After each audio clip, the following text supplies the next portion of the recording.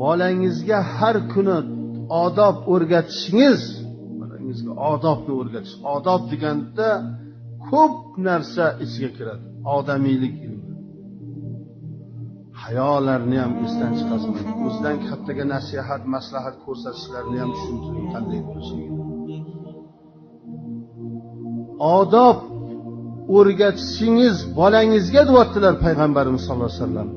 Har kuni bir soq yo xurma, yo bug'doy, yo mayiz sadaqa qilganingizdan afzal. Bir soq 8 kilo. Bolangizga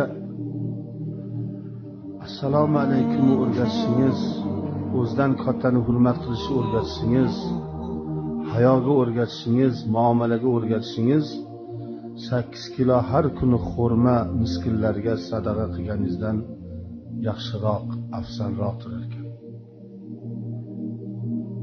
Odamlar bor, ser sadaqa pullarni sarflab yuriladi, lekin bolasiga ta'lim tarbiya berishga vaqt topolmaydi. Shuning uchun bolalarga odobni o'rgatishligingiz sadaqa qilganingizdan ortiqroq debdilar Muhammad Mustafa sollallohu alayhi vasallam.